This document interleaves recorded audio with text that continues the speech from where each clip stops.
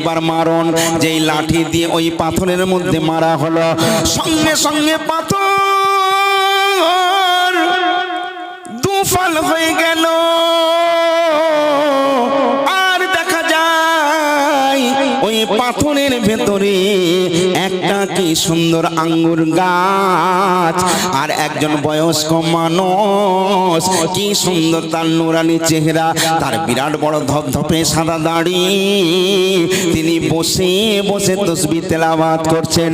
হযরতে ঈসা রূহুল্লাহ ওই মানুষটার কাছে যখনই গেলেন, সঙ্গে সঙ্গে পাথরের ভেতর থেকে ওই মানুষটা বার হয়ে এসে বলছেন, আসসালামু আলাইকা ইয়া ঈসা রূহুল্লাহ। সুবহানাল্লাহ। যাহা কিছু দেখছি মানে কসে পাকে তাল খাজা করিম নাজে তাল হিরো মুর্শিদার রাসূল করিমের। ভাইরে আমার একটু ওখানে শুনিন, হযরতে ঈসা রূহুল্লাহকে আপনারা জানেন। হযরতে ঈসা রূহুল্লাহ মরাকে তিনি জিন্দা করতে পারতেন, এই জন্য তাকে ঈসা রূহুল্লাহ বলা হয়। হযরতে ঈসা রূহুল্লাহ একদিন হেঁটে হেঁটে রাস্তা দিয়ে যাচ্ছেন, হঠাৎ দেখতে পেলেন কি সুন্দর একটা সাদা পাথর, গুটি গুটি পাই সেইখানে গেলেন। যাবার পর তিনি দাঁড়িয়ে গেলেন, এই এত সুন্দর পাথর হযরতে ঈসা রূহুল্লাহ এর আগে কোনোদিন দেখে নাই। সেইখানটাই দাঁড়িয়ে গেলেন, আল্লাহর কাছে ফরিয়াদ করতে লাগলেন, মাবুদ এত সুন্দর পাথরের আগে আমি কোনোদিন দেখি না। আল্লাহ পাকের হুকুম হলো, ফেরেশতা জিবরিল আমিন আলাইহিস সালাতু ওয়াস সালাম হাজির হলেন। জিবরিলকে বলল, জিবরাইল হযরতে ঈসা রূহুল্লাহ বলছেন এই পাথরের ভেতরে কি আছে আমি দেখতে চাই। হযরতে জিবরিল আমিন বললেন, আল্লাহ পাক সে পাওয়ার আপনাকে দিয়েছে, আপনার হাতে যে লাঠি মুবারকটা রয়েছে ওই লাঠি দিয়ে একবার মারণ। যেই লাঠি দিয়ে ওই পাথরের মধ্যে মারা হলো, সঙ্গে সঙ্গে পাথর দুফাল হয়ে গেল।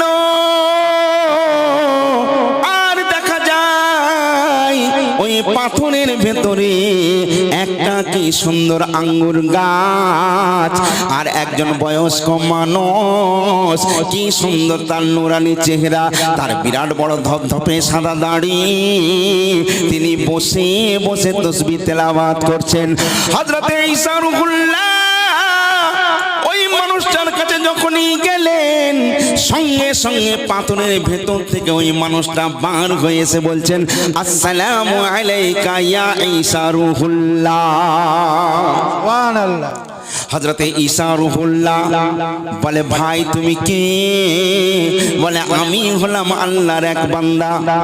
বলে, এখানে তুমি কি করো? বলে, এখানে বসে বসে আমি আল্লাহর ইবাদত বন্দেগী করি। হযরতে ঈসা রূহুল্লাহ বলছেন, কতদিন ধরে তুমি এখানে আছো? ওই লোকটা বলে, একদিন নয়, দুদিন নয়, আমি 400 বছর যাবত এই জায়গায় বসে বসে আমি আল্লাহর ইবাদতে আমি মশগুল থাকি। হযরত ঈসা রূহুল্লাহ চুপ করে কথা শুনছেন। তারপরে জিবরিল আমিনকে বলছেন, এ আমাকেও জানে। সেই লোকটা বলছে, আপনাকে আবার চিনব না, আপনি হলেন পয়গম্বর হযরত ঈসা রূহুল্লাহ।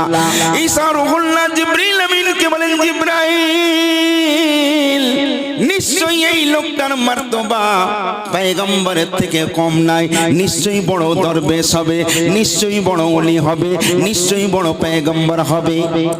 জিবরিল আমিন বলছেন, না না, ও কোনো বড় ওলি নয়, বড় দরবেশ নয়, ও বড় পয়গম্বর নয়, ও সামান্য একজন মানুষ।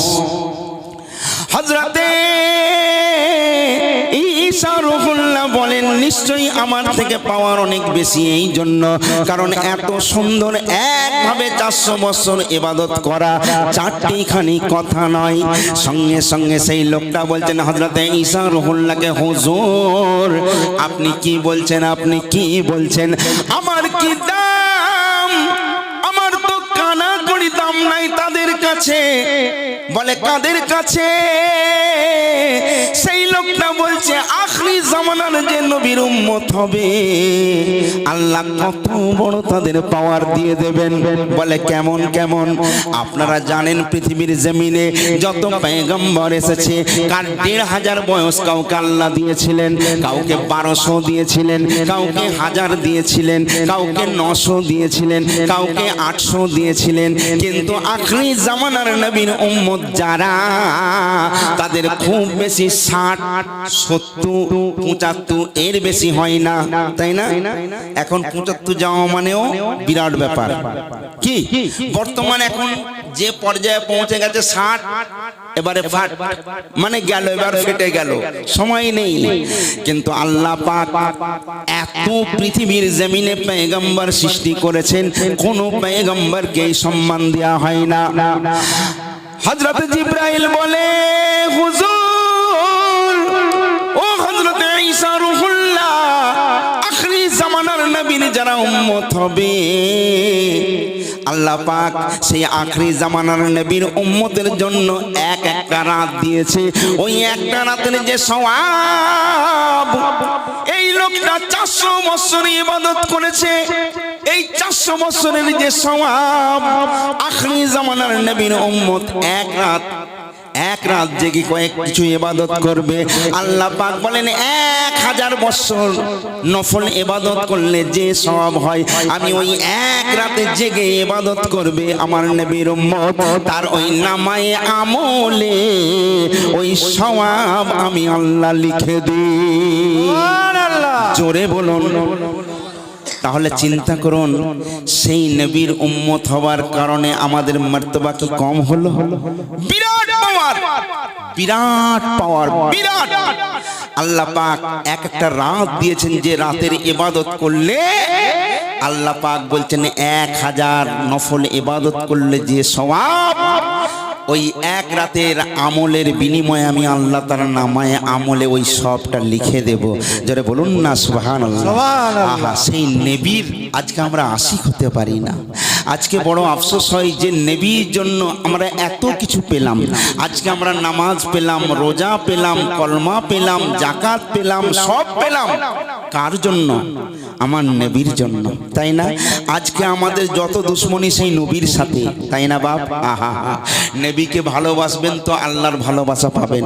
কি আর নবীর ভালোবাসা নিয়ে আপনি ৫ ওয়াক্তের নামাজ পড়বেন তো আল্লাহ বলছেন ৫ ওয়াক্তের বিনিময়ে আমি আল্লাহ ৫০ ওয়াক্তের নামাজের যে সওয়াব ওই ৫ ওয়াক্ত নামাজেদের মধ্যে আমি বন্টন করে দেব। জোরে বলুন সুবহানাল্লাহ। এই জন্য একটা জায়গায় আমি লিখেছি, বলতে মন চাই, কারণ আমি তো সুন্নি মুসলমান। আর বড়ই মধুর লাগে মোর প্রিয় নবীর নাম। আমার নবীর নাম শুনতে ভালো লাগে না? ভালো লাগে না? বড়ই মধুর লাগে মোর প্রিয় নবীর নাম, আর তারও থেকে লাগে ভালো দরুদ সালাম। জোরে বলুন। আর তারও থেকে লাগে ভালো দরুদ সালাম। আল্লাহুম্মা সাল্লি আলা সাইয়্যিদিনা মুহাম্মাদিন। আল্লাহুম্মা সাল্লি আলা সাইয়্যিদিনা মুহাম্মাদিন। বড়ই মধুর লাগে মোর প্রিয় নবীর নাম, বড়ই মধুর লাগে মোর প্রিয় নবীর নাম, আর তারও থেকে লাগে ভালো কি গো দরুদ সালাম। অনেক মানুষ আছে দরুদ শরীফ পড়লে, সালাম পড়লে তাদের জ্বর এসে যায়, আসে না? আসে না? আহা, বাপ আপনারা জানেন না। আচ্ছা বলুন, পৃথিবীর জমিনে আমরা যে আল্লাহ যে 5টা ফরজ করেছেন, নামাজ আমাদের জন্য ফরজ আইন করেছেন, কিন্তু আল্লাহ বলছে আমি নামাজ পড়ি না। রোজা আমাদের জন্য ফরজ করেছেন, কিন্তু আল্লাহ বলছেন আমি রোজা রাখি না। আল্লাহ বড় লোকের জন্য জাকাত ফরজ করেছেন, কিন্তু আল্লাহ বলছেন আমি জাকাত দিই না। কারণ যে মালিক তার আবার কাজ করার কিসের প্রয়োজন? মালিকের কাজ হলো হুকুম করা, খুন ফায়া খুন, তাই না? কোন ফায়া কোন বলে সঙ্গে সঙ্গে কাজ হয়ে যায়। সে মালিক, তার আবার কাজের কি আছে? কিন্তু যে মালিক, যে আসমানের মালিক, জমিনের মালিক, কুল কায়নার মালিক, আপনার মালিক, আমার মালিক, সবার মালিক, সেই রব্বুল আলামিন আল্লাহ বলেন, ও দুনিয়ার জমিনের মানুষ শোনো, আমি মালিক, তবে আমারও একটা কাজ আছে, তোমরা হয়তো জানো না। সেই কাজটা কি? আপনি কোরআনকে জিজ্ঞেস করলে কোরআন উত্তর দিয়ে দেবে। কোরআন শরীফের মধ্যে পরিষ্কার লেখা রয়েছে, বিসমিল্লাহির রহমানির রহিম, ইন্নাল্লাহা ওয়া মালাইকাতাহু ইউসাল্লুনা আলান নবী ইয়া আইয়ুহাল্লাযীনা আমানু সাল্লু আলাইহি ওয়া সাল্লিমু তাসলিমা। তাই না, তাই না? আল্লাহ বলছেন শুধু আমি নই, আমার ফেরেশতাদের সঙ্গে নিয়ে আমার হাবিবের উপরে দরুদ ও সালামের নজরানা পাঠ করি। শুধু আল্লাহর ফেরেশতা নয়, আল্লাহ হুকুম দিচ্ছেন, হে ঈমানদার, তোমরা যারা ঈমানদার রয়েছে তোমরাও বেশি বেশি করে আমার হাবিবের উপর দরুদ ও সালামের নজরানা পাঠ করো। আচ্ছা বলুন, যে আল্লাহ সবার মালিক, আল্লাহ তো মহান, সেই মহান হয়ে, যে আল্লাহ এত মহান হয়ে যার প্রশংসা করছে, ইনি তাহলে কত মহান? জোরে বলবেন না সুবহানাল্লাহ? একটু মোহাব্বতের সঙ্গে বলুন না সুবহানাল্লাহ। এই জন্য আল্লাহ পাক বলছেন, আল্লাহ বলেন আমার নাম যেমন আহাদ। আল্লাহ বলছে, আল্লাহ বলে আমার নাম যেমন আহাদ, বন্ধুর নাম রেখেছি তাই তো মুহাম্মদ। যারা বলুন সাল্লাল্লাহু আলাইহি ওয়াসাল্লাম। আল্লাহ বলেন আমার নাম যেমন আহাদ, বন্ধুর নাম রেখেছি তাই তো মুহাম্মদ। মালিক সারা আমি সৃষ্টি জুড়ে, কে বলছে? আল্লাহ বলছে, আমি মালিক সারা সৃষ্টি জুড়ে, আর বন্ধু মোর রহমত সবার তরে। জোরে বলো সুবহানাল্লাহ। আর বন্ধু মোর রহমত সবার তরে, বন্ধু মোর রহমত সবার তরে, সবার থেকে অতি উচ্চ আছে যার মাকাম। যারা বলুন, আর সবার থেকে অতি উচ্চ আছে যার মাকাম, আর তার উপরে বর্ষিত হয় আমারি সালাম, আমারি সালাম, শোনো আমারি সালাম। আল্লাহ বলছে, আল্লাহুম্মা সাল্লি আলা সাইয়্যিদিনা মুহাম্মাদিন। বড়ই মধুর লাগে মোর প্রিয় নবীর নাম, আর তার থেকে লাগে ভালো দরুদ সালাম, দরুদ সালাম, নবীর দরুদ সালাম। দেখবেন কিয়ামতের ময়দানে আদম থেকে ঈসা রূহুল্লাহ পর্যন্ত এক একটা পয়গম্বরের হাজার হাজার উম্মতি হবে, তাই না? সূর্য মাথার নিচে নেমে আসবে। আপনারা জানেন মানুষের এত ঘাম হবে, সেই ঘামে এসে সাঁতার দিতে থাকবে।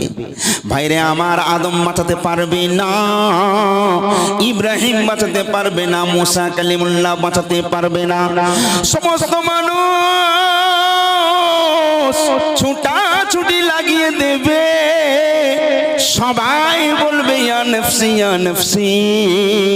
আজকে কেউ কারো জন্য কোনো সুপারিশ কেউ করতে পারবে না। হযরতে ঈসা রূহুল্লাহর কাছে গিয়ে যখন বলা হবে, ও ঈসা রূহুল্লাহ, আপনি একটু আমাদের মুক্তির ব্যবস্থা করে দিন, ঈসা রূহুল্লাহ বলবে, আমি পারবো না। পারবে তাহলে কে? বলে সবাই চলো চলো, আল্লাহ যাকে দু জাহানের বাদশা করে পাঠিয়েছেন সেই হুজুর পূর্ণ নবী মুহাম্মদুর রাসূলুল্লাহ সাল্লাল্লাহু আলাইহি ওয়াসাল্লাম, তার কাছে চলো। আপনারা জানেন আমার নবী সিজদায় পড়ে যাবেন, আমার নবী সিজদা থেকে মাথা তুলবেন না। আল্লাহ বলেন বন্ধু আমি আল্লাহ সব সইতে পারি, কিন্তু আমার বন্ধুর নয়ন থেকে আঁসু ঝরে যাবে, আমি আল্লাহ এটা আমি বরদাস্ত করতে পারবো না। জোরে বলুন না সুবহানাল্লাহ। তাই আল্লাহ মোর নবীকে বানালেন সরকার, আল্লাহ মোর নবীকে বানালেন সরকার, আর নিজ হাতে উম্মতকে পিলাবেন কাউসার। জোরে বলবেন না সুবহানাল্লাহ। ইন্না আতাইনাকাল কাউসার, তাই না? এ কার হাতে? আমার নবীর হাতে। তাই কবি বলছে আল্লাহ মোর নবীকে বানালেন সরকার, নিজ হাতে উম্মতকে পিলাবেন কাউসার, আর কেউ কারো নয় যেদিন করবে সব হাই হাই, নবীর সুপারিশে পাবে সব রেহাই। জোরে বলুন নবীর সুপারিশে পাবে সব রেহাই, নবীর সুপারিশে পাবে সব রেহাই। আর আদম হতে ঈসা মুসা আম্বিয়া তামাম, আদম হতে ঈসা মুসা আম্বিয়া তামাম, আর সবার মুখে নারা রবে আমার নবীর নাম। ধরে বলুন আর সবার মুখে নারা রবে আমার নবীর নাম। আল্লাহুম্মা সাল্লি আলা সাইয়্যিদিনা মুহাম্মাদিন। বড়ই মধুর লাগে মোর প্রিয় নবীর নাম, আর তার থেকে লাগে ভালো দরুদ সালাম। এই যে কালামটা আমি বললাম, আমি কি বোঝাতে চেয়েছি? কবির ফরিয়াদ কবি বলছেন আর সুখ শান্তি বলো কোথায় পাবে। আজকে দেখবেন আপনি যার জন্য করবেন সে আপনাকে ভালোবাসবে, আপনি তার জন্য করতে পারবেন না আপনাকে দূর দূর করে তাড়িয়ে দেবে, তাই না? মানুষ সবসময় সহযোগিতা পেতে চায়, সুযোগ পেতে চায়, কিন্তু সুযোগ ফুরিয়ে গেলেই সে কেটে পড়ে। আজকে বলুন আপনি আপনার ছেলের জন্য মেয়ের জন্য কি না কি করেছেন? গাধার মতো দিন রাত কঠোর পরিশ্রম করেছেন, আজকে তাদের লেখাপড়া শিখিয়ে উচ্চ শিক্ষায় শিক্ষিত করলেন, গাড়ি করলেন, বাড়ি করলেন, আজকে আপনি বৃদ্ধ হয়ে গেছেন। আজকে তারা বলছে আরে মাকে এক জায়গায় গিয়েছিলাম, ওইটা হচ্ছে 24 পরগনা, তার বিচার নিয়ে আমার কাছে এসছে, বলে আমি কি বিচার করব? বিচারটা কি না, ছেলেটা হচ্ছে মিলিটারি, মায়ের একটাই মাত্র ছেলে, মাকে বের করে দিয়েছে, তো মাকে ছেলে নেবে না, তো আমার কাছে গেছে। আমি বললাম ভাই আমি কি বিচার করব, ব্যাপারটা কি? তার বউকে ডাকলাম, বউয়ের সঙ্গে আমার খাতির, ছেলেটার সঙ্গে খাতির। আমি বললাম বৌমা ব্যাপারটা কি? বলে না না, আসলে ওর মা রাত্রেবেলা রোজ এত খক খক খক খক করে হাসে, এই কাশে, যার জন্য আমার ঘুমে বড় ডিস্টার্ব, এই জন্য আমি বলেছি ওদেরকে বের করে দাও। ছেলে বলেছে রাস্তার পাশে একটা জায়গা আছে, সেইখানে একটা কুঁড়ে করে থাকো। হাই রে অবস্থা, ইয়ে কি অবস্থা, কোথায়? আমি ছেলেটাকে বললাম, অনেক কথা তাকে বললাম, শেষ বেশ একটা কথা তাকে বললাম, সোনা ভাই তুমি যখন ছোট ছিলে কতবার তুমি প্রস্রাব করেছো, পায়খানা করেছো, কিন্তু পৃথিবীর কোনো মা কোনোদিন তার সন্তানকে ওই নাপাক অবস্থায়, ওই অপদস্থ অবস্থায়, ওই পায়খানা প্রস্রাব করা অবস্থায় কোনো মা কিন্তু রাখে না, বারবার পরিষ্কার করে দিয়েছে। মা না খাইয়ে তোমার মুখে খাবার দিয়েছে, তোমার যখন বিন্দু অসুখ করেছে, কষ্ট হয়েছে, মা রাত দিন এখানে সেখানে সমস্ত জায়গায় ছুটেছে, কোথা গেলে আমার ছেলেটা ভালো হবে। আজকে সেই মায়ের তুমি এই রকম মূল্য দিলে, তোমার মা কাশে বলে, তোমার বউয়ের ঘুম হয় না বলে আজ তোমার মাকে তুমি বের করে দিয়েছো। ছেলেটা অনেকটা কথা বলার পর চোখে পানি এসে গেল। ছেলেটা বলল হুজুর আমি আর এই রকম করব না, আমার মাকে নিয়ে যাচ্ছি। তো পৃথিবীর এই তো ব্যাপার স্যাপার আজকে যার জন্য করবেন, আপনার যদি দুটো ছেলে থাকে, ছোটর সঙ্গে যদি ভালো ব্যবহার করেন, বড় ছেলে বলবে ও বুড়ো ধান্দা খারাপ, ও ছোটকে ভালোবাসে আমাকে ভালোবাসে না। আবার ছোট বলবে ও বড়োর সঙ্গে এত মোহব্বত প্রীতি, তার মানে বড়কে ভালোবাসে আমাকে ভালোবাসে না। পৃথিবীর মানুষ স্বার্থ ছাড়া চলে না, তাই না বাপ? তাই সুখ শান্তি কোথায়? তাই আমি আপনাকে বলছি, সুখ শান্তি বলো কোথায় পাবে? আর শান্তি পাবে সে যে নবীর প্রেমে ডুবে। একবার বলবেন না সুবহানাল্লাহ? আর নবী নবী করে আমি বলি কি, এ দুনিয়াদারি ভুলে যাও। যতদিন হায়াতে আছো আল্লাহ আর নবী ছাড়া কাউকে আমি জানি না, চিনি না। কারণ আপন যদি থাকতে হয় এক আল্লাহ আর এক নবী, এছাড়া পৃথিবীতে আপন বলে আর কেউ আছে নাই। কারণ মরণের পর আপনার বিবি আপনার সঙ্গে যাবে না, আপনার ছেলে আপনার সঙ্গে যাবে না, আপনার পাড়া প্রতিবেশী আপনার সঙ্গে যাবে না। কিন্তু আমার নবী কবরের মধ্যেও থাকবেন, হাসরে পুলসিরাতেও থাকবেন, কিয়ামতের ময়দানে যে নবী আপনাকে সাহায্য করবে, সাহারা দেবে, পুলসিরাতের পার করে নিয়ে যাবে, সেই নবীর সঙ্গে সম্পর্ক রাখবেন না তো কার সঙ্গে সম্পর্ক রাখবেন? তাই বলছি, নবী নবী করে যে হয় মগন, কেটে যাবে সুখে তারি জীবন, কেটে যাবে সুখে তারি জীবন। এস এম নজরুল এই দুনিয়ায় চাই না কারো দাম।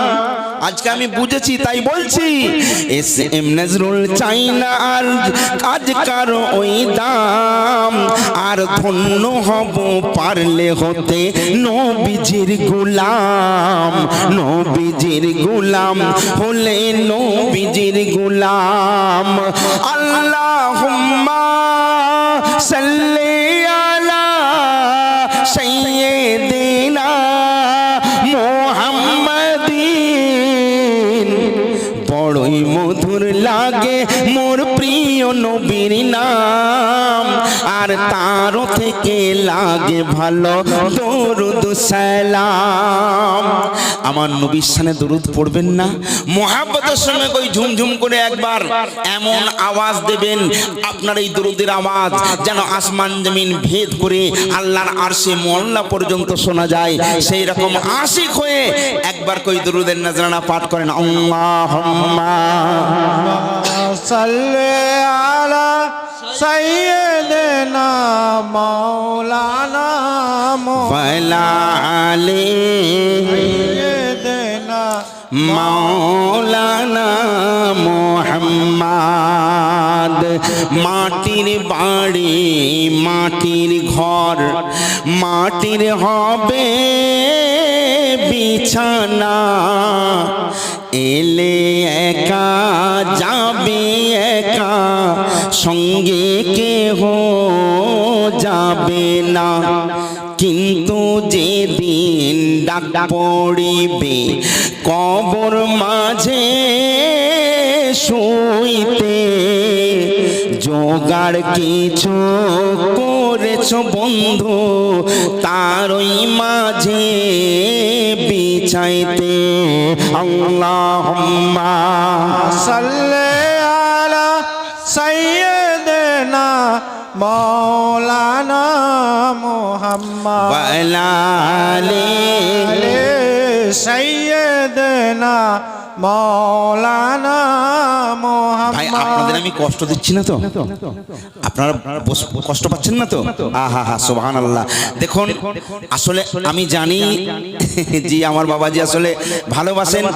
একটা সময় ছিল আমি নাকি এই গ্রামে এসেছিলাম, কবে এসেছিলাম আমি জানি না, বহুত আগে একবার এসেছিলাম। আমার ভাই আবু তাহের রিজভী, আপনাদের গ্রামের ছেলে, খুব ভালো ছেলে, এ বহু জায়গায় প্রোগ্রাম করে। ইনশাআল্লাহ দোয়া করে আল্লাহকে অনেক বড় করুক। আজকে ওর একান্ত অনুরোধে আজকে আমি এখানে আসতে পেরেছি, আমার তো কোনো ক্ষমতা নেই, সমস্ত ক্ষমতার মালিক কে? সেই আল্লাহ। সেই আল্লাহর প্রতি বিশ্বাস রাখতে হবে, কারণ আল্লাহ আমাদের মালিক। আজকে আমরা এত মার খাচ্ছি কেন জানেন? আজকে আমরা আমাদের মালিককে ছেড়ে দিয়েছি, আমরা নকল মালিককে নিয়ে বেশি তাদের পেছনে ছুটাছুটি করছি, তাই না? আজকে নেতা মন্ত্রী এরা হলো আমাদের মালিক, আজকে আসল মালিককে ছেড়ে দিয়েছি।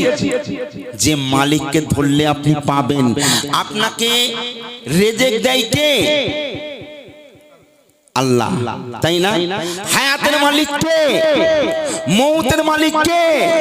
এটা আমাদের মুখের কথা, কিন্তু অন্তরের কথা আলাদা, তাই না? যদি আমি নেতার সঙ্গে বা আমার মেম্বারের সঙ্গে খারাপ ব্যবহার করি, হয়তো আমার ঘর পাবার আশা ছিল, ঘর পাবো, কিন্তু সেটা হয়তো নাও পেতে পারি। আজকে আমাদের মধ্যে ভয় কাজ করছে, আমাদের আসল কথা, সত্য কথা বলতে আমরা ভুলে গেছি, সেই মালিকের সঙ্গে সম্পর্ক আমরা বিচ্ছিন্ন করে ফেলেছি। তাই আজ মুসলমান পদে পদে লাঞ্ছিত, ঘৃণিত হচ্ছে, তার প্রতি আমাদের বিশ্বাস নেই। আমরা সুখের সময় সবাই আল্লাহকে ডাকি, যেই একটু কষ্ট দেয় ব্যাস আমরা বলি ধ্যাৎ, তখন আল্লাহকে ভুলে যাই আমরা, তাই না? সুখের সময় আল্লাহকে মনে করলাম, আর দুঃখ যেই দিয়েছে ব্যাস ভুলে গেছি। আচ্ছা, সুখের মালিক কে? দুঃখ দেবার মালিক কে? তাহলে সব কিছু যদি আল্লাহর তরফ থেকে হয়, তাহলে আপনি কেন নিরাশ হবেন? আল্লাহ বলছেন, আমার রহমত থেকে কেউ বঞ্চিত হয়ো না। যারা বলবেন না সুবহানাল্লাহ। আপনি জানেন আল্লাহর পরীক্ষা কত কঠিন হয়? আরে পরীক্ষা তো তার জন্য হয় যে ভালো পড়াশোনা করে, তারই পরীক্ষা হয়, তাই না বাপ? সবার যে পরীক্ষা হবে না। এখন অনেক ছেলে কে 5-এ পড়ে, কে 10-এ পড়ে, তাকে জিজ্ঞেস করছি, এই একটা ছেলে আশ্চর্য হয়ে গেলাম গতকালকে, তাকে বলি তুমি কিসে পড়ো? বলে আমি ক্লাস 10-এ পড়ি। আমি বলি 10 বানান করো, বলে বলতে পারবো না। বলি হাই, 10 বানান বলতে পারবে না? সে বলে ওটা তো আমি জানিনি। আমি বলি তুমি 10-এ পড়ো, 10 বানান জানো না? তাহলে কিরকম পড়াশোনা তাদের বলুন। আজ এই রকম পড়াশোনা চলছে। তো পরীক্ষা যে ভালো ছেলে, সে দেখবেন দিন রাত কঠোর পরিশ্রম করে, তাকে পরীক্ষায় পাস করতে হবে। আর অনেক ছেলেরা আছে ও তো পরীক্ষা না দিলেও পাস হয়ে যাব, কোনো ব্যাপার নেই।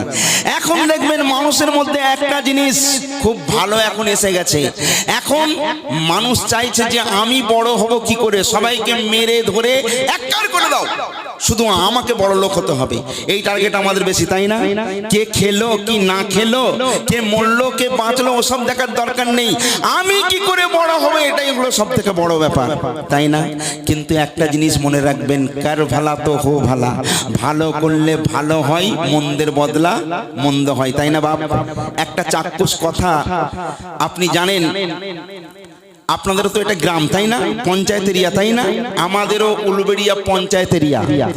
দেখবেন অনেক রকমের মানুষ পাওয়া যায় দুনিয়ায়, অনেক রকম নিয়তের, অনেক রকম মনের, অনেক রকম রুচির মানুষ পাওয়া যায়, যাই না? কেউ মাংস খায়, কেউ মাছ খায়, কেউ ডিম খায়, আবার কেউ শুটকি মাছ ভক্ত থাকে, থাকে না? থাকে না? দেখবেন আমি এই কথা জিন্দেগিতে ভুলবো না, আমার একটা বন্ধু, তার নাম ইউসুফ মন্ডল, তার বাড়ি নদিয়া শিমুরালি। সে আমাকে বলেছিল, নজরুল ভাই আমার 3টে কথা মনে রাখবে, সারা জীবন ভুলবে না। বলি কি? বলে লোহার মধ্যে নাম্বার 1 হলো টাটা, মানে টাটার লোহা হিট। জুতোর মধ্যে হলো বাটা, মানে নাম্বার 1। আর মানুষের মধ্যে হলো নাটা, মানে খুব ভাইটাল জিনিস। এতে দেখবেন ঘাটে ঘাটে বুদ্ধি হয়, হয় না? হয় না? ওরে বাপ রে বাপ। তো আমাদের এক চাচা, তার নাম জব্বার। তবে একটা কথা বলি, এটা উদাহরণস্বরূপ বলছি, এই মজলিসে যদি কেউ জব্বার থাকেন প্লিজ সে কিন্তু আমার কথায় মাইন্ড করবেন না, আমি তার কথা বলছি না, উদাহরণ দিতে গিয়ে বলছি আমার চাচা জব্বার, চাচা নাটা। বউয়ের সঙ্গে বনিবনা হয় না, বউ বলছে তোমার মুরদে কিচ্ছু হবে না। বলে আরে হবে মানে, তুই আমায় চিনিস না, আমার নাম জব্বার আলী, যতই থাকুক আমার পকেট খালি, আমি না একদম মাল করে দেবো। বলে বলিস কি? বলে তুই কি পয়সার গরম দিচ্ছিস? বলে তোমার মুরদে কিছুই নেই, একটা মুরগির ডিমও আনতে পারো না যে রান্না করে খাবো। বলে তুই এক কাজ কর, তোর যে মুরগির আন্ডা কি করলি? বলে আছে। বলে কিছু পেতে গেলে কিছু দিতে হয়, তোর কি দরকার? বলে আমার শাড়ি নেই, সায়া নেই, ঘরে চাল নেই, ডাল নেই। বলে ইউ যাবো আর আসবো, পয়সা তো উঠতে যাবে, ধরার খালি দরকার, তুই আমায় চিনিস? আর ওর তো গেঁটে গেঁটে বুদ্ধি। বউ বলছে কি করে? বলে 1 ঘন্টার মামলা, তুই এক কাজ কর, মুরগির ডিম বেচা, ওই 2 টাকা আমাকে দিয়ে দে। 2 টাকা নিয়ে নিয়েছে জব্বার সাহেব, নিয়ে করেছে কি জানেন? দোকানে চলে গেছে, 1 টাকা রেখে দিয়েছে, 8 আনার বিড়ি কিনেছে, 8 আনার 2টো বিড়ি হয়েছে, বুঝতে পেরেছেন? আর 8 আনার চাটনি লজেস পাওয়া যায়, আপনাদের এখানে পাওয়া যায় কি জানি না, 8 আনা করে দাম। তাতে ওই আংটি ফাংটি থাকে, সোনালী কালারের পিতলের ওই আংটি পাওয়া যায় না, টিনের আংটি, এরম আংটি একটা পেয়েছে। চাচা আমার বিড়ি খাচ্ছে 3 মাথা নিয়ে মোড়ে বসে, বুঝতে পেরেছেন? এইবারে একটা ছেলে আমাদের পাড়ার, তার নাম সাত্তার, কলকাতায় কাজ করে ওই ফার্নিচারের। ও 1 মাস পরে টাকা নিয়ে বাড়ি ফিরছে। জব্বার চাচা দেখছে যে সত্তার আমার দিকে আসছে। সত্তারকে দেখতে পেয়ে জব্বার চাচা বলছে, হাই রে আমার সব সর্বনাশ হয়ে গেল, হাই হাই আমার কি হলো, বলে মাথা ঠুকে ঠুকে কাঁদছে। সত্তার বলছে, হ্যাঁ চাচা এই দিন দুপুরে তুমি এমন করে কাঁদছো কেন? বলে, আর ভাই বলিসনি আমার যে কি সর্বনাশ হলো। বলে, আরে কি হয়েছে বলবে তো। ওই আংটিটা চাচা না এমন পজিশন করে ফেলেছে যে কেউ নিচের দিকে তাকালেই দেখতে পাবে যে আংটিটা আছে। তো সত্তারের মুখের দিকে তাকিয়ে বলছে, সত্তার আমি যেদিনে তো চাচিকে বিয়ে করতে গিয়েছিলাম, আমার শ্বশুর ভালোবেসে আমাকে একটা 1 ভরি ওজনের আংটি দিয়েছিল রে বাপ। এখন বলা সোনার ভরি কত? বলে 50,000। বলে তাহলে আমার শাশুড়ির পাতলা পায়খানা হয়েছে, খবর দিয়েছে জামাইকে যেতে হবে, তো ঘরে পয়সা নেই, তাই ওই তো চাচির আংটিটা নিয়ে বন্ধক দিতে যাচ্ছিলাম রে বাপ, আর এই রাস্তায় হারিয়ে গেছে। সত্তার যেই সামনে দেখতে পেয়েছে আংটি, এক ঝলক দেখতে পেয়ে সত্তার সঙ্গে সঙ্গে গিয়ে খ্যাট করে পা দিয়ে চাপা দিয়ে দিয়েছে। দিয়ে বলছে, চাচা দেখেন, আবার সত্তার বলছে, চাচা তুমি কোথা বলতে কোথা ফেলেছো, ভালো করে মনে করো। চাচা বলছে, না বাপ আমার মনে হয় এইখানটাই আমার পড়েছে। সত্তার চিন্তা করছে, শালা 1 ভরি ওজনের আংটি, 1 মাস কাজ করে মাত্র 600-700 টাকা, 800 টাকা পেয়েছি, আর 50,000 টাকার খবর, সেখান থেকে আর পাস করাচ্ছে না সত্তার। তখন বলছে, চাচা এক কাজ করো, তুমি আর আংটি পাবে না। বলে, না রে বাপ 1 ভরি ওজনের আংটি ভালোবাসা ছাড়া যায়। সত্তার বলছে, তোমার শ্বশুর বাড়ি কোথা? বলে, দক্ষিণ 24 পরগনা। বলে, যেতে কত খরচ? বলে, বাসে টোটো করে গেলেও কমসে কম 500 টাকা। তখন সত্তার বলছে, চাচা তুমি আমার পাড়ার লোক, বিপদে পড়েছো, এলাও 500 টাকা তোমায় ধার দিচ্ছি। চাচা বলে, ওরে বাপরে বাপ, ওই মৌলানাদের মুখে শুনেছি ঋণ করে দুনিয়া থেকে যেতে নেই, আমি যদি ঋণ শোধ না করতে পারি তুই শালা কবরে গিয়ে আমার পাকড়াবি না, আমি ধার নেব না। সত্তা চিন্তা করছে, শালা 1 ভরি ওজনের আংটি নেবো তো কি করে নেব, একে তো তাড়াতে হবে। বলছে, চাচা তুমি এক কাজ করো, তোমাকে আমি খুব ভালোবাসি, তুমি বাপের মতন 500 টাকা নাও চাচা, তোমাকে দিতে হবে না। বলে, না বাবা। বলে, আরে ফিরিয়ে দিচ্ছি, নিয়ে যাও। চাচা বলছে মুখে হাত দিয়ে, তুই কত ভালো, তোর বাপটা যা পারি হোক, কিন্তু তুই একটা উপযুক্ত ছেলে হয়েছিস, আজকে তুই আমায় বিরাট উপকার করলি বাপ। বলে, 500 টাকা নিয়ে জব্বা চাচা চিন্তা করছে, শালা যা দিলাম না, কড় করে 500 টাকার নোট। আর সত্তার মনে করছে, শালা কখন পালাবি পালা, 1 ভরি ওজনের আংটি। এইবারে চাচা চলে গেল, আর সত্তার করলো কি, টুক করে আর আংটির দিকে দেখার দরকার নেই, কারণ দেয়ালেরও তো কান আছে, পাছে কেউ যদি কোথাও দেখে নেয়, তাই টুক করে নিয়েই খপ করে পকেটে ঢুকে দিয়েছে সত্তার। এইবারে চাচা গেছে আমাদের উলবেড়িয়া গরুহাট, এখানকার অনেক লোক জানে উলবেড়িয়া গরুহাটা, ওখানে আমাদের সব সোনা দোকান দেখবেন গ্রিল দিয়ে সব ঘেরা। তো এমন সময় ওই জব্বার চাচা গেল, গিয়ে একটা দোকানে গিয়ে বলছে, ওই আলু দে, পেঁয়াজ দে, ডাল দে, হিমানি দে, পাউডার দে, সব দে। দোকানদার বলছে, চাচা আজকে খুব মুডে আছে। বলে, আরে ফাটাফাটি ব্যাপার। বলছে, চাচা বিল অনেক হচ্ছে। বলে, আবে কত হয়েছে তোর বিল, দিয়ে যা খালি। চাচা আর মুসলমানের দেখবেন একটু পয়সা পড়লেই চল 1 গ্লাস নিয়ে নি, এটা করে না, করে না। এখানকার লোক খুব ভালো, আমাদের এখানকার লোক আর বলবো কি দাদা। তো যাই হোক, জব্বার চাচা করলো কি, একদম সব খেয়ে দিয়ে একদম পুরো রড বাজার হাট ভর্তি করেছে। দোকানদারকে বলছে, এই বিল কত? বলছে, চাচা 480 টাকা। বলে, 480? বলে এই পকেট থেকে বের করে বলছে, রে লে লে, পুরো একটা নোট, আর 20 টাকা তোর বকশিস, লে খেলে। বলে দিয়ে আর চাচা তাড়াতাড়ি করে ব্যাগ নিয়ে পালাচ্ছে। দোকানদার লোটটা দেখে বলছে, ই তো নকল নোট, মানে ওই জাল নোট, চাটনিতে পাওয়া যায়। বলে, ধরো ধরো, দিন দুপুরে লুট করে 500 টাকা পালাচ্ছে, ধরো। এবার তো পাবলিকের মার, ধরে নিয়েই এবারে মার, রেটে ধুম ধাক্কা মার। বলে, সারা দিনের বেলা লোককে ঠকানো, চাটনির পয়সা দিয়ে 500 টাকা, এত মার মেরেছে। সঙ্গে সঙ্গে উলবেড়িয়া থানার পুলিশ এলো, কোমরে দড়ি বেঁধে চাকে নিয়ে চলে গেল লকআপে। এইবারে সত্তারের পালা। সত্তার চিন্তা করছে শালা ঘরে গেলে হবে না, এক ভরি ওজনের আংটি, মাথা খারাপ। সে তখন একটা দোকানদারের কাছে গেছে, সোনাওয়ালার কাছে, বলে দাদা গো আমার সর্বনাশ হয়ে গেছে। দোকানদার বলছে আরে ভাই তুমি বলো, কাঁদছো কেন এত, তুমি তো বলো। মানে সে এত কাঁদছে তার মুখ থেকে কথা বেরোচ্ছে না। দোকানদার বলছে আরে ভাই কাঁদছো কেন, কি হয়েছে? সত্তার বলছে ভাই রে আমার একটাই মাত্র ছেলে, ডাক্তার বলেছে ও বাঁচবে না, ওর ফুসফুস ডাউন, ওকে অপারেশন করতে হবে, 5,000 টাকা লাগবে। আমি গরিব মানুষ, পাবো তো কোথায় পাবো? তো সোনালা বলছে আমাকে শোনাচ্ছ কেন? বলে দাদা তুমি একটা উপকার করবে। বলে কি? বলে আমার কাছে এক ভরি ওজনের একটা আংটি আছে সোনার, 5,000 টাকা আমাকে দিলে এটা দিয়ে দেব, আমায় দাও না ভাই 5,000 টাকা। দোকানদার চিন্তা করছে সালা কি বোকা লোক, এক ভরি আংটির দাম 50,000, ই বলছে 5,000, এই সুযোগ আর ছাড়ে। বলে দাদা তুমি এনেছো? বলে হ্যাঁ দাদা আমি এনেছি। বলে তুমি আংটি বের করো। দোকানদার পয়সা গুনতে লেগে গেছে, একদম ঘ্যান ঘ্যান ঘ্যান ঘ্যান করে গুনে 5,000 টাকা।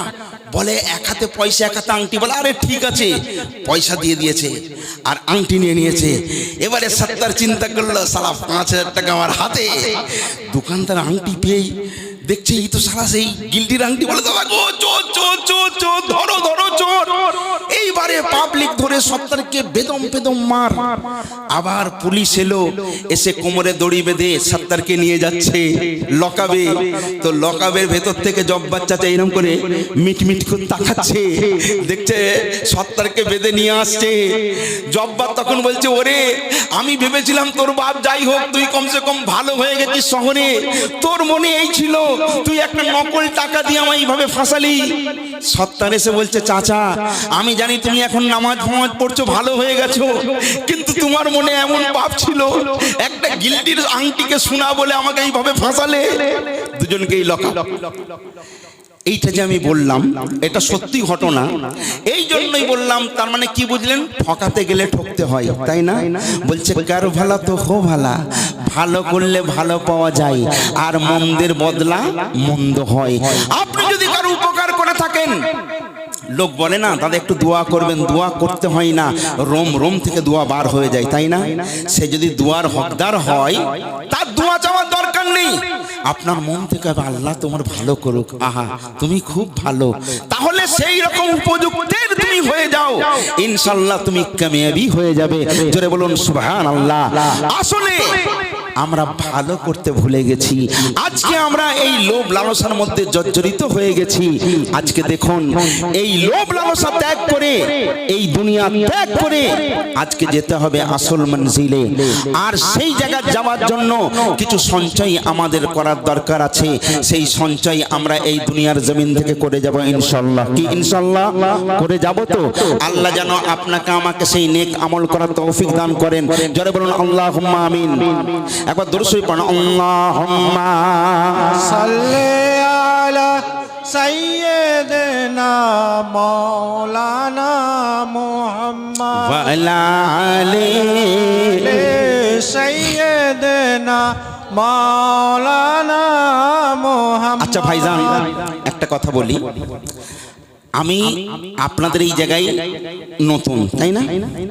আজকে অনেক শ্রোতার অনেক রকম ফরমাইশ থাকতে পারে, যেহেতু আমরা তো ক্যাসেট বক্তা, ক্যাসেট বক্তাকে অনেক লোক অনুরোধ করে, কত ক্যাসেট লোক শুনেছে। একটা সময় ছিল ক্যাসেটের জগতে আমরা তিনজন ছিলাম, আসলাম হাবিব, আমি এস এম নজরুল, খোকা মাওলানা।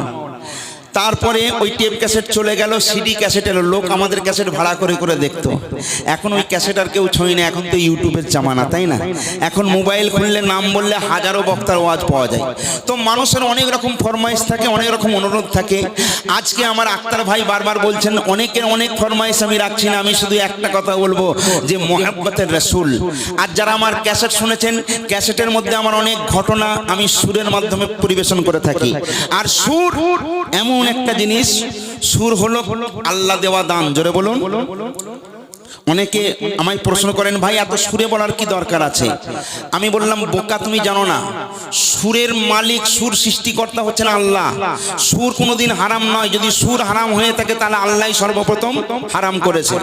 যদি বলেন কেমন, আপনি যদি কোরআন পড়তে জানেন, কোরআন খুললেই দেখবেন তাতে লেখা আছে বিসমিল্লাহির রহমানির রহিম, আলিফ লাম মিম, আছে না নেই? এখানে বড় বড় মত দেওয়া আছে। কেউ যদি বলে আলিফ লাম মিম, পড়া শুদ্ধ হবে? হবে না। দেখুন, আপনার যখন জন্ম হচ্ছে সেখানেও একটা সুর। বাচ্চা জন্ম নিয়েই বলছে আমি আপনাকে বলছি যে আপনি খারাপ। আমি কিন্তু কেউ, সারা পৃথিবীটা কিন্তু অভিনয় করে, আর তামাম পৃথিবীর মানুষ ন্যাক আদায় কলা কৌশলী জানে। দেখবেন প্রত্যেকটা জিনিসে ন্যাক আছে, ন্যাক ছাড়া মানুষ চলতে পারে না। আমি যদি কাউকে বলি খারাপ, এই বলি এই তুই খারাপ, এইভাবে বলি না ভাই? তার মানে এই দেখুন, আমাকে ফলো করুন, এই তুই খারাপ। এই আঙুল উঠে গেছে একটা, এটা শাহাদত আঙুল, তাই না? এ বলছে বেশাক ওর এক গুণ ভুল আছে। এই দেখুন, এই তিনটে আঙুল আমার দিকে তাকিয়ে আছে। তিনটে আঙুল বলছে এই বেয়াদব, ওর এক গুণ ভুল আছে, তো তিন গুণ ভুল আছে, তুই তোরটা দেখ, তাই না? তাহলে আমি আমার নিজের ভুলটা বুঝতে পারি না, আমি লোকের ভুল ধরে ধরে বেড়াই। বলছে আজকে আমার গায়ের গন্ধ, আমি লোককে বলি কি গন্ধ, তুমি নিজে দেখো তুমি কতটা গন্ধ। এই জন্য কাউকে খারাপ বলার আগে নিজের বুকে হাত দিয়ে ভাবুন যে আপনি কতটা পারফেক্ট আছেন। আমি যদি ভালো হই তবেই তো একজনকে খারাপ বলতে পারি, কি? কারণ আমি নিজেই তো পারফেক্ট নই। অতএব লোকের গন্ধ খুঁজে আমি বেড়াই, এইটা ঠিক না। এই জন্য একটা জায়গায় আমি বলেছিলাম যে ভালো সাজিলে কভু ভালো বলা যায় না, যে ভালো তার সাজার দরকার হয় না, তাই না? যে ভালো তাকে নাইটিতেও মানাবে, সালোয়ারেও মানাবে, শাড়িতেও মানাবে, মানাবে না? সুন্দর যা পড়াবেন মানাবে। কিন্তু কেউ যদি কালো কুৎসিরি বিশ্রী হয়, ওই যতই ফেয়ার অ্যান্ড লাভলি সাবান মাখাও না কেন, ওই কালো রং ফর্সা করা যাবে বাপ? ছুঁচোর গায়ে গাড়ি গাড়ি আতর লাগালেও ছুঁচো ছুঁচো গন্ধ যাবে? যাবে না। এই জন্য আমি বলেছি মেসকি যদি থাকে ওই তোমারই মাঝে, মেসকি যদি থাকে ওই তোমারই মাঝে, যতই রাখো গোপন সে খুশবু ছড়াবে। তার মানে আপনি যদি আতর মাখেন, খুশবু মাখেন, কোথায় মেখেছেন দেখার দরকার নেই, আপনি যাবেন আপনার গন্ধ অটোমেটিক ছড়িয়ে যাবে চারিদিকে, তাই না বাপ? তাই খবরদার, আপ ভালো তো জগৎ ভালো। সোনা ভাই আমার, আগে নিজে ভালো হয়ে যান।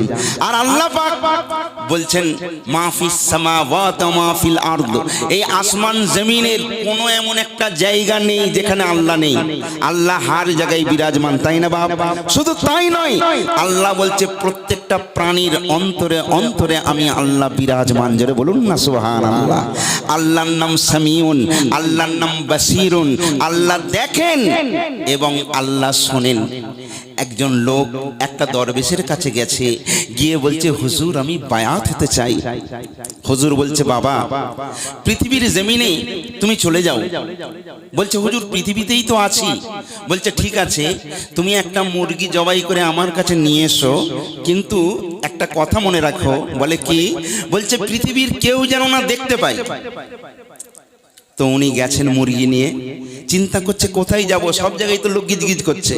ওরে বাবা, মুর্শিদাবাদের রাস্তায় এত গ্যাঞ্জাম, কোথায় লুকোবো, যেখানেই যাই লোক। সে চিন্তা করলো পাহাড়, উঁচু পাহাড়, সেখানে কোনো মানুষের বস্তি নাই, আমি সেখানে যাই। গুহার ভিতরে চলে গেছে, পাহাড়ের কন্দলে চলে গেছে, চিন্তা করছে এইখানটায় কোনো মানুষ নেই। ছুরি ধরেছে, বিসমিল্লাহ আল্লাহু আকবার বলে কাটতে গেছে, কিন্তু হুজুর বলেছে বাপ এমন জায়গায় কাটবে যেন কেউ না দেখতে পায়। সে চিন্তা করছে আল্লাহর নাম সামিউন, আল্লাহর নাম বাসিরুন, আল্লাহর নাম রহিম, আল্লাহর নাম রহমান। আল্লাহ তো হার জায়গায় বিরাজমান, কেউ দেখুক আর নাই দেখুক আল্লাহ তো দেখতে পাচ্ছে। সে ওই পাহাড়, খন্দক, ঘর বাড়ি সমস্ত জায়গায় গেল, সন্ধ্যা হয়ে গেল, জবাহ করতে পারেনি। সর্বশেষে মুরগি জ্যান্ত নিয়ে হুজুরের দরবারে গেল। হুজুর বলছে, কি বাপ, তোমায় বলেছিলাম এমন জায়গায় জবাই করবে পৃথিবীর কেউ যেন দেখতে না পায়, তুমি জবাই করতে পারলে না? বলে, হুজুর আপনি বলেছেন কেউ যেন দেখতে না পায়, কিন্তু পৃথিবীর জমিনে এমন কোনো আমি জায়গা পাই না, কারণ আমি যেখানেই যাই আল্লাহ তো হার জায়গায় বিরাজমান, আল্লাহ চোখে তো ফাঁকি দিতে পারবো না। বলল, যথেষ্ট তুমি বুঝেছো, ঠিক বলেছো এবং ঠিক বুঝেছো। তো বাপ, আজকে যারা আমাদের যৌবন আছে, আমাদের অর্থের অহংকার, টাকার অহংকার, পয়সার অহংকার, গাড়ি বাড়ির অহংকার, এই অহংকার কিন্তু চিরদিন থাকবে না বাপ, থাকবে। আর আপনি কার চোখে ফাঁকি দেবেন? আপনি কার চোখে ফাঁকি দিয়ে লোকের মাল আত্মসাৎ করবেন? কার চোখে ফাঁকি দিয়ে মানুষের চোখে পানি ঝরাবেন?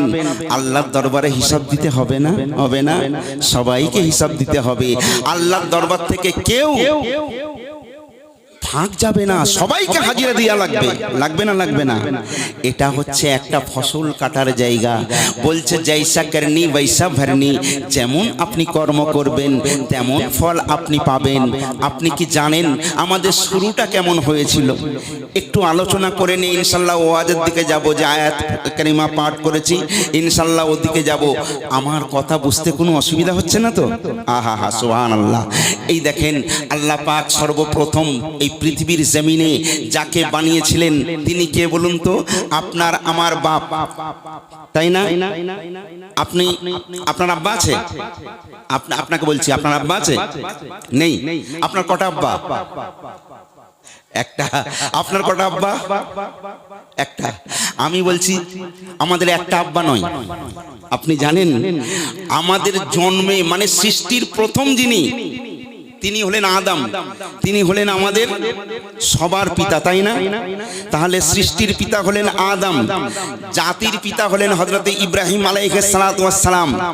পৃথিবীর জমিনে আপনাকে যে জন্ম দিল সেও আপনার কি আব্বা, বাপ। তাহলে কটা বাপ হলো? তিনটে হয়ে গেছে। আচ্ছা, বিয়ে করার পর শ্বশুরকে কি বলেন? সেও আব্বা। সর্বনাশ, তাহলে কটা হলো? চারটে। আচ্ছা, যদি বাচ্চা হয়, ছেলে হয়, সেও আব্বা। তাহলে পাঁচটা অলরেডি হয়ে গেল, তাই না? আহা, আলহামদুলিল্লাহ।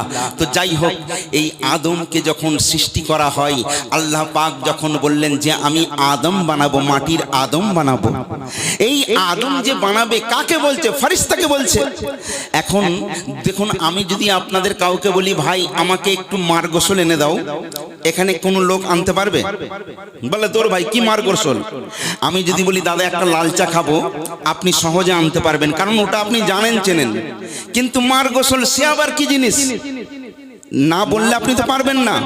তো ফেরেশতারা বলছে, আল্লাহ আদম আবার কি? আল্লাহ বলছেন, আমি যতক্ষণ না নকশা দিই তোমার বাপের ক্ষমতা নেই যে আদমকে তুমি বানাবে। আল্লাহ পাক নকশা দিলেন, নিজের নকশা।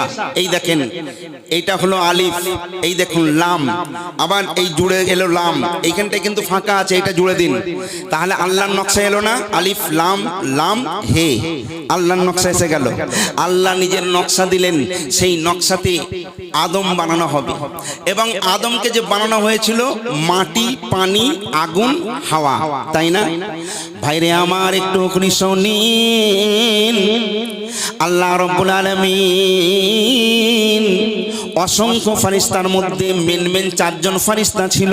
একজনের নাম ছিল জিবরাইল আমিন আলাইহিস সালাতু ওয়াস সালাম, একজনের নাম মিকাইল, একজনের নাম ইসরাফিল, একজনের নাম আজরাইল। জিবরাইল সর্বপ্রথম যখন মাটির জমিনে এলেন, পৃথিবীর জমিনে এলেন, আল্লাহ পাক বললেন, যাও যাও পৃথিবীর মধ্যস্থলে চলে যাও। যে জায়গাটার নাম ছিল বাক্কা, তখন মক্কা হয়নি। ওই বাক্কার সরজমিনে যখন জিবরিল আমিন কদম রাখলেন, সঙ্গে সঙ্গে এই পৃথিবীর মাটি থরথর থরথর করে কাঁপতে লেগেছে। তখন এই মাটির জবান খুলে গেছে। এই মাটি বলছে, ফেরেশতা জিবরাইল, তুমি কেন আমার মধ্যে এসেছো? আমার বুক চিরে মাটি নেবার জন্য কেন এসেছো? জিবরিল আমিন বলছে, আমি আল্লাহর হুকুমে এসেছি, তোমার বুক চিরে মাটি আমি নিয়ে যাব। এই মাটি, এই ধরনী, কেউ বলে পৃথিবী, কেউ বলে ধরা। এই পৃথিবী মানে মাটি মানে মা, তাই তাই না তাই না? এই মাটির বুক চিরে যখন মাটি নিলে বুকটা ফাঁকা হয়ে যাবে। আচ্ছা বলুন, কোন মা কি চাই তার দিলটাকে এইভাবে চিরে বের করে দিতে? কেউ চাই না, কেউ চাই না। মাটি বলছে আমি কি এমন দোষ করেছি, আমি কি এমন অন্যায় করেছি, আমার বুক চিরে এমন করে মাটি নিতে এসেছ? জিবরিলকে বলছে আমি আল্লাহ পাকের কসম দিলাম। জিবরিল যেই আল্লাহর কসম দিয়েছে, এই জমিন এই মাটি সঙ্গে সঙ্গে আল্লাহর দরবারে নিরাশ হয়ে চলে গেলেন। বুঝতে পেরেছেন? জিবরিল কিন্তু আনতে পারলো না। এইবারে মিকাইল এলো, এইবারে ইসরাফিল এলো, সবাইকে মাটি আল্লাহর কসম দিল। একটাও ফেরেশতা এই পৃথিবীর বুক চিরে কিন্তু মাটি নিতে পারেনি, কেউ পারেনি। মায়েদের উদ্দেশ্য বলছে আপনারা সম্মুখে চলে আসুন, যেহেতু যিনারা দাঁড়িয়ে আছেন সামনে অনেক জায়গা আছে, চট করে চলে আসুন সামনে। আহা হা, সুবহানাল্লাহ সুবহানাল্লাহ। একবার দরুদ শরীফ পড়ুন, আল্লাহুম্মা সৈয়দনা মাওলানা মুহাম্মদ ওয়া আলা আলি সৈয়দনা মাওলানা মুহাম্মদ। সর্বশেষ আল্লাহর ফেরেশতা যার নাম হলো হযরতে আজরাইল আলাইহিস সালাতু ওয়াস সালাম, যাকে মালাকাল মউত বলে সবাই জানে, সবাই চেনে। ওই আজরাইল যখন ওই মাটির জমিনে এলেন, সঙ্গে সঙ্গে মাটি কাঁদতে কাঁদতে ফরিয়াদ করে বলেছিল, আজরাইল আমার বুক চিরে এমন করে মাটি নিয়ে যেও না, আল্লাহর কসম তোমায় দিলাম।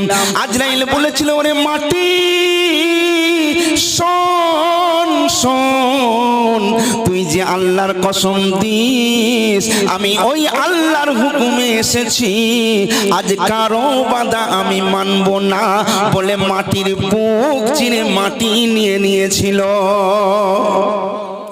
বুঝতে পেরেছেন? বুকটা খালি হয়ে গেল। মাটি সঙ্গে সঙ্গে আর্তনাদ করতে লাগলো, আল্লাহ পাকের দরবারে কেঁদে কেঁদে ফরিয়াদ করছে, মাবুদ এ রব্বুল আলামিন, আল্লাহ আপনার নাম রহিম, আপনার নাম রহমান। আপনি জানেন আল্লাহ মনে করলে সেকেন্ডের মধ্যে আমিরকে ফকির বানাতে পারি, আল্লাহ মনে করলে মরা গাছে ফুল ফুটাতে পারি, পারে না? পারে না?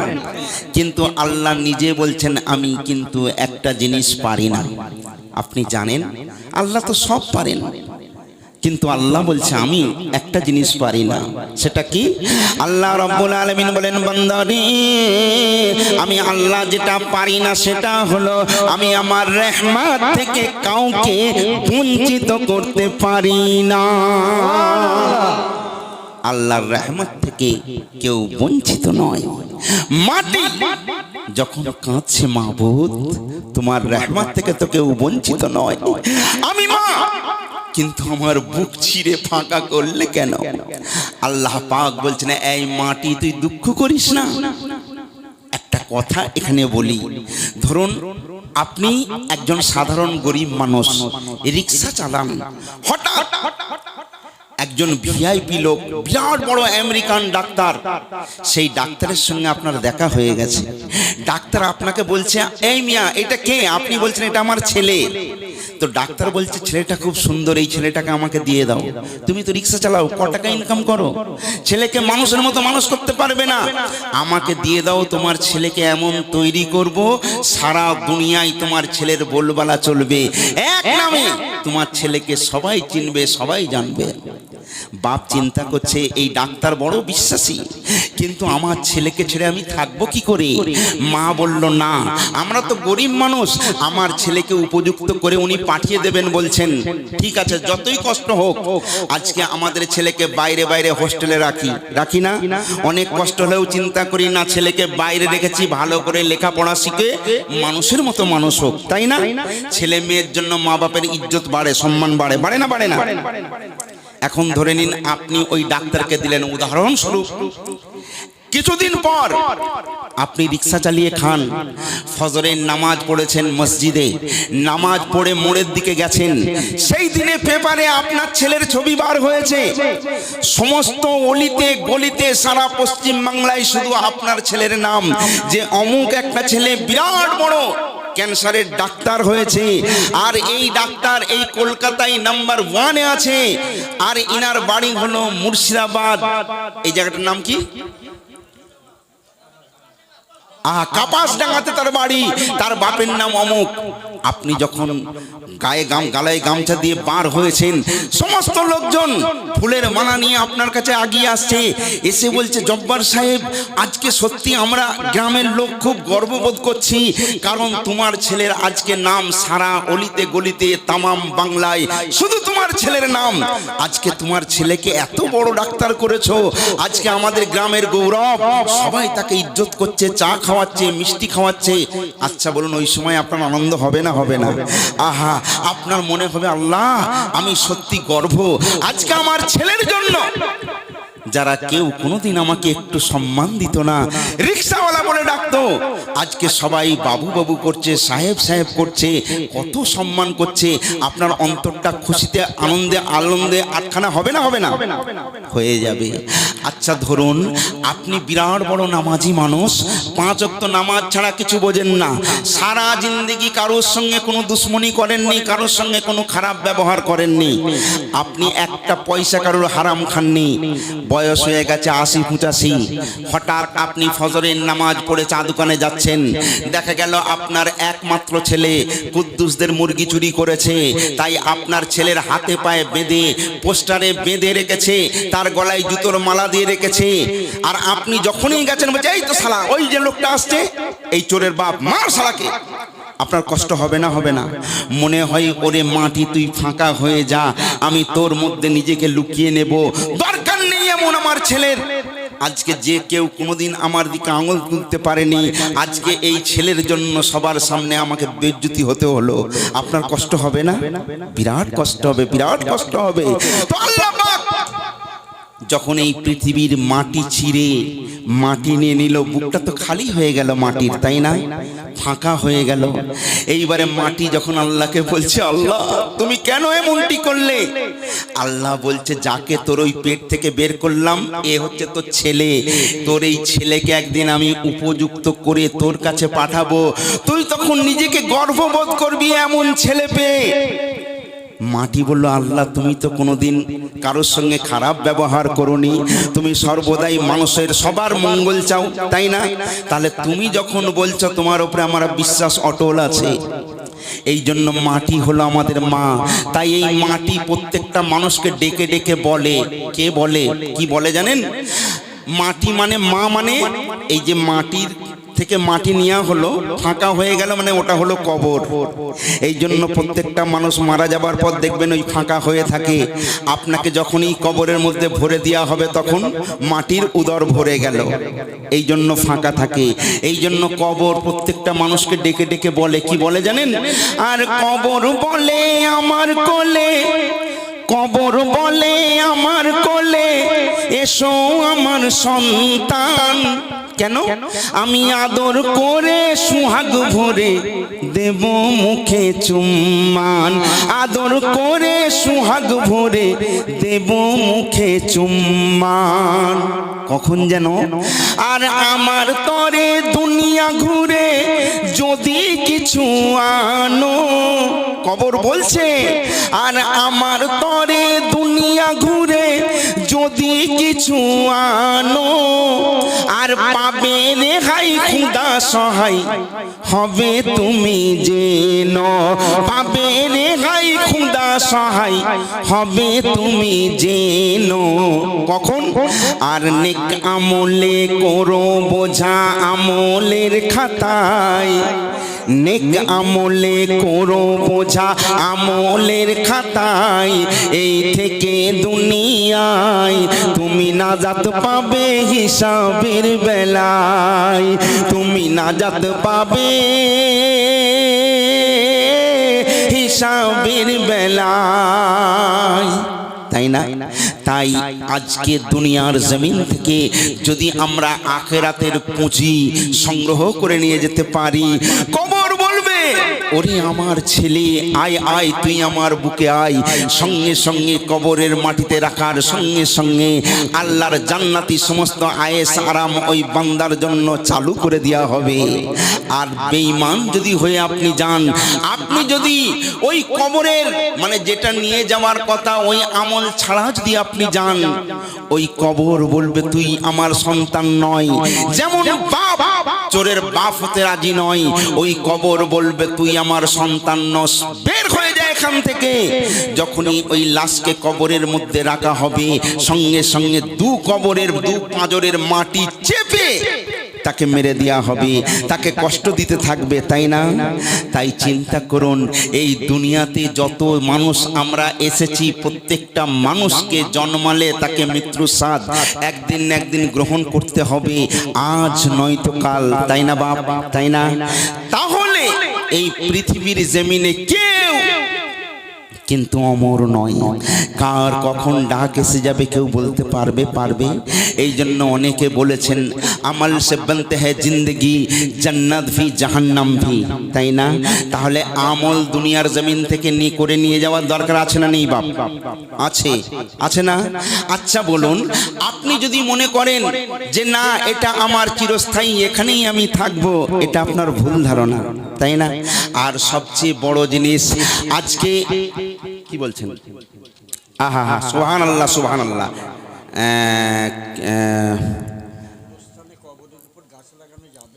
গোরস্থানের উপরে কবরের উপরে গাছ লাগানো যাবে কিনা? কি গাছ? যদি ফুল গাছ লাগানো হয় কোনো অসুবিধে নেই, তাছাড়া অন্য কোনো জঙ্গল বা কোনো বন গাছ লাগানো না লাগানোই ভালো, ফুল গাছ লাগানো অতি উত্তম। যাক, ওদিকে আমি পরে আসবো, যে পয়েন্টে আমি আছি ইনশাআল্লাহ আপনারা একটু ধৈর্য সহকারে শুনুন, কারণ আমিও আজকে আছি, কালকে যে থাকবো কোনো গ্যারান্টি আছে? হয়তো রাত্রে যেতে যেতেই আমার শেষ হয়ে যেতে পারি আমি, তাই না বাপ? তাই দুটো কথা আমি প্রথমে বলেছি, আমি কোনো জ্ঞানী পণ্ডিত নই, আপনিও জানেন আমিও জানি।